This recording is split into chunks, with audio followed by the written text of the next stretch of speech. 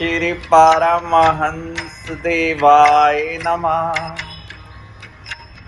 आज प्रातः काल से ही प्राण प्रीतम पंचम पातशाही भगवान जी की मीठी मीठी याद। हर त्योहार पर बाई जी बेनती करती कि गुरुमुख को सत्संगों के लिए आज्ञा दी जाए। भगवान जी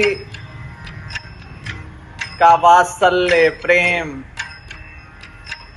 दूर भेजना ही नहीं चाहते थे। खेती वर्कशॉप में सेवा थी, लेबर पेमेंट हिसाब किताब। कहते गुरुमुख मानू 4 लेबर भेज दे खेती वर्कशॉप तो हिंदी सेवा वास्ते।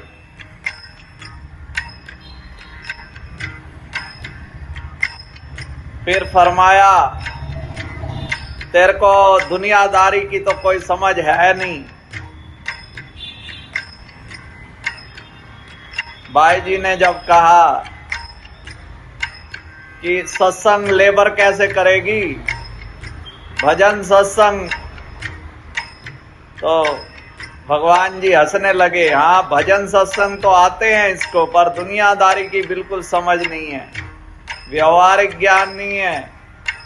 दुनियादारी से कैसे बचेगा, दुनिया वालों से कैसे बचेगा।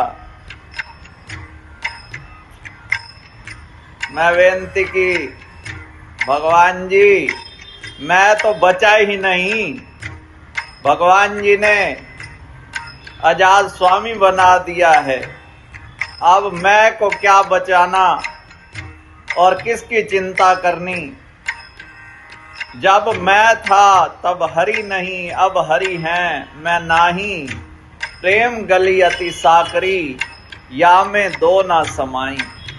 भगवान जी अब तो आप ही हैं बस, क्योंकि आजाद भी आप ही हैं और स्वामी भी आप ही हैं। क्योंकि भगवान जी के अतिरिक्त इस सृष्टि में आजाद तो कोई हो ही नहीं सकता, स्वामी तो कोई हो ही नहीं सकता, सब सेवक हैं। आजाद आप हैं, स्वामी आप हैं। भगवान जी मुस्कुराने लगे, फरमाया ठीक है इन्हें ले जा, पर रिश्तेदारों के घर में नहीं जाएगा, बाजार में नहीं जाएगा। कोई विशेष सत्संग हो तो केवल सत्संग के लिए जा सकता है, बाकी जिसकी गरज हो, जिसको मिलना हो, कुटिया में आके इससे मिल जाओ। फिर भगवान जी ने कुछ समय बाद जब आज्ञा दी